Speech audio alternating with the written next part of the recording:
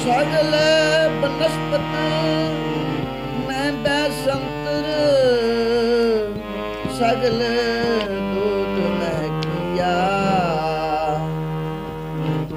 ऊंच नीच मैं जोत समाणी कट कट माधो जिया कट कट मैं हर जू बसे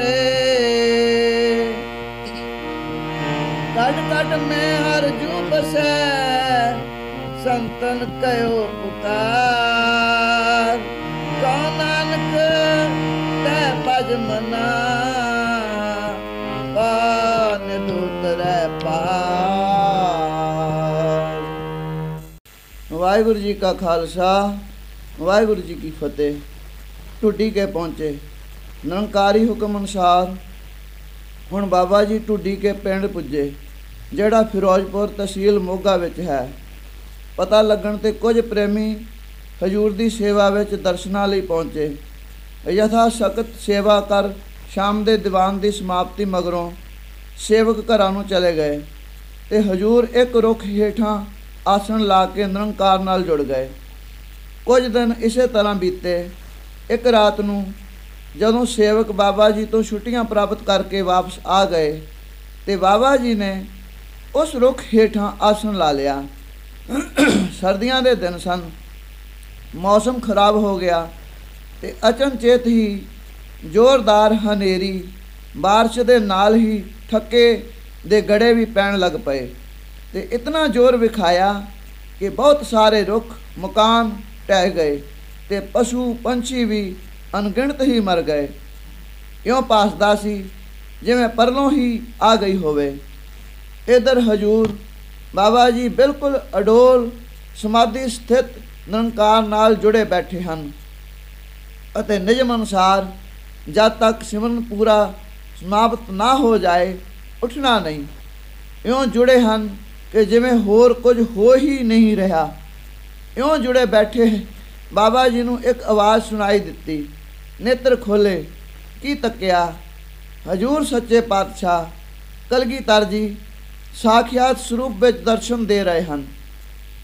ਦਰਸ਼ਨ ਕਰਦੇ ਸਾਰੇ ਹੀ ਬਾਬਾ ਜੀ ਨੇ ਨਮਸਕਾਰ ਕੀਤੀ। ਕਲਗੀਧਰ ਪਾਤਸ਼ਾਹ ਨੇ ਪੁੱਛਿਆ, ਰਿਖੀ ਜੀ ਕੋਈ ਤਕਲੀਫ ਤਾਂ ਨਹੀਂ? ਅੱਗੋਂ ਬਾਬਾ ਜੀ ਨੇ ਬੜੇ ਸਤਿਕਾਰ ਅਤੇ ਨਿਮਰਤਾ ਸਹਿਤ ਬੇਨਤੀ ਕੀਤੀ, ਜਿੱਥੇ ਰੱਖੇ ਬੈਕੁੰਠ ਥਾਈ ਤੂੰ ਸਭਨਾ ਕੇ ਪ੍ਰਤਪਾਲਾ ਜੀਓ। ਜਿੱਥੇ ਆਪ ਗਰੀਬ ਨਵਾਜ਼ ਖੁਦ ਸੁਸ਼ੋਭਿਤ ਹੋ ਰਹੇ ਹੋ ਉੱਥੇ ਦੁੱਖ ਤਕਲੀਫ ਦਾ ਕੀ ਕੰਮ। ਦੂਜੇ ਆਪ ਜੀ ਦੀ ਯਾਦ ਵਿੱਚ ਤਾਂ ਨਿਰਾ ਸੁੱਖ ਹੀ ਸੁੱਖ ਹੈ। ਦੁੱਖ ਤਦੇ ਜਾਂ ਵਿਸਰ ਜਾਵੇ। ਹਜ਼ੂਰ ਦਸਵੇਂ ਪਾਤਸ਼ਾਹ ਇਹ ਬਚਨ ਪਿਆਰ ਭਰੇ ਸੁਣ ਕੇ ਮੁਸਕਰਾਏ ਤੇ ਫਰਮਾਇਆ, ਰਿਖੀ ਜੀ ਹਨੇਰੀ ਬਾਰਿਸ਼ ਠੱਕਾ ਕਾਫੀ ਹੈ ਤੇ ਇਸ ਦੇ ਨਾਲ ਗੜਾ ਵੀ ਪੈ ਰਿਹਾ ਹੈ। ਜੇ ਤਕਲੀਫ ਹੁੰਦੀ ਹੋਵੇ ਤਾਂ ਹਟਾ ਦਈਏ। ਅੱਗੋਂ ਬਾਬਾ ਜੀ ਨੇ ਉੱਤਰ ਵਜੋਂ ਬੇਨਤੀ ਕੀਤੀ, ਧੰਨ ਸੋ ਵੇਲਾ ਜਿਤ ਮੈਂ ਸਤਿਗੁਰ ਮਿਲਿਆ ਸੋ ਚਿਤ ਆਇਆ। ਗਰੀਬ ਨਵਾਜ਼ ਪ੍ਰੀਤਮ ਜੀਓ ਸਭ ਕੁਝ ਤਾਂ ਆਪ ਜੀ ਦੇ ਹੁਕਮ ਅਨੁਸਾਰ ਚੱਲਦਾ ਹੈ। ਦਾਸ ਨੂੰ ਤਾਂ ਇਉਂ ਅਨੁਭਵ ਹੁੰਦਾ ਹੈ ਕਿ ਇਹ ਗੜਾ ਜੋ ਪੈ ਰਿਹਾ ਹੈ ਦੇਵਤੇ ਪੁਸ਼ਪ ਵਰਸ਼ਾ ਕਰ ਰਹੇ ਹਨ। ਇਹ ਬਾਰਿਸ਼ ਜੋ ਹੋ ਰਹੀ ਹੈ ਅੰਮ੍ਰਿਤ ਵਸ ਰਿਹਾ ਹੈ। ਚਿਮ ਚਿਮ ਵਰਸ਼ ਹੈ ਅੰਮ੍ਰਿਤ ਤਾਰਾ। ਅਤੇ ਜਿਹੜੀ ਇਹ ਹਨੇਰੀ ਚੱਲ ਰਹੀ ਹੈ ਪੌਣ ਦੇਵਤਾ ਚੌਰ ਕਰ ਰਿਹਾ ਹੈ। ਅਤੇ ਜਿੱਥੇ ਆਪ ਜੀ ਦੇ ਸਾਖਿਆਤ ਦਰਸ਼ਨ ਹੁੰਦੇ ਹਨ ਉੱਥੇ ਤਕਲੀਫ ਜਾਂ ਦੁੱਖ ਕਿਵੇਂ ਹੋ ਸਕਦਾ ਹੈ। ਇਉਂ ਕਰਕੇ ਕੁਝ ਹੋਰ ਬਚਨ ਹੁੰਦੇ ਰਹੇ ਅਤੇ ਫਿਰ ਹਜ਼ੂਰ ਦਸਵੇਂ ਪਾਤਸ਼ਾਹ ਆਸ਼ੀਰਵਾਦ ਦੇ ਕੇ ਅਲੋਪ ਹੋ ਗਏ। ਜਿਸ ਰੁੱਖ ਦੇ ਹੇਠਾਂ ਬਾਬਾ ਜੀ ਨੇ ਆਸਣ ਲਾਇਆ ਸੀ ਉਸ ਦਰਖਤ ਹੇਠਾਂ ਨਾ ਬਾਰਿਸ਼ ਸੀ ਅਤੇ ਨਾ ਹੀ ਗੜਿਆਂ ਨੇ ਕੁਝ ਅਸਰ ਕੀਤਾ। ਅੱਗੋਂ ਹਜ਼ੂਰ ਦੇ ਆਸਣ ਤੋਂ ਕਾਫੀ ਦੂਰ ਪਾਣੀ ਚੁਫੇਰੇ ਹੀ ਫਿਰ ਰਿਹਾ ਹੈ। ਨੇੜੇ ਉੱਕਾ ਹੀ ਕੋਈ ਚੀਜ਼ ਦਾ ਅਸਰ ਨਹੀਂ ਹੋਇਆ ਅਤੇ ਇਉਂ ਅਨੁਭਵ ਹੁੰਦਾ ਹੈ ਜਿਵੇਂ ਬਾਬਾ ਜੀ ਦੇ ਹੁਕਮ ਦਾ ਬੱਧਾ ਦੂਰ ਪਾਣੀ ਰੁਕਿਆ ਖੜਾ ਹੈ। ਪੈ ਵਿੱਚ ਪਵਨ ਵਹਿ ਸਦਵਾਓ ਪੈ ਵਿੱਚ ਚੱਲੇ ਲੱਖ ਦਰਿਆਓ। ਬਾਰਿਸ਼ ਬੰਦ ਹੋਣ ਮਗਰੋਂ ਜਦੋਂ ਦਿਨ ਹੋਇਆ ਤਾਂ ਨਗਰ ਨਿਵਾਸੀ ਲੋਕ ਇਕੱਠੇ ਹੋ ਕੇ खैर खैरियत पुछण लगे। फिर विचार कीती कि जेड़े महापुरुष नगरों बाहर रुख हेठ डेरा लाई बैठे हैं कि वो इस इतने डाढ़े खराब मौसम विच जिउंदे रहे होणगे जिस विच के बेगिणत पशु पंछी शरीर त्याग गए हैं, शायद ही बचे होण। चलो चल के पता करिए। ते उन्हां दे अंतिम संस्कार लई सारे प्रेमी एक एक लकड़ी चुक्की चलो जो मुड़ के ना आउणा पवे। विचार अनुसार प्रेमी लकड़ा चुक के तुर पए। जदों नगरों बाहर निकले ते रुखों हाली दूर ही सन की तकिया कि बाबा जी टहल रहे हैं ते कशहरे पर जो खद्दर दा परना लपेटिया होया है ये भी सुक्का है कि क्योंकि उन्हां दिनां विच बाबा जी कुर्ता पाउंदे ही नहीं सन। ये देख बड़े हैरान होए।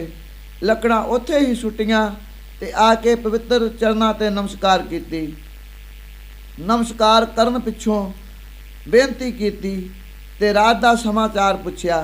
बाबा जी ने फरमाया, अपने सेवक की आपे राखै, आपे नाम जपावै, जह जह काज किरत सेवक की, तहाँ तहाँ उठ धावै, सेवक को निकटी होए दिखावै। इउं सब समाचार सुन सारे नगर निवासी दर्शन करदे, जय जयकार करदे ते धन बाबा जी करदे नगर नूं वापस आए।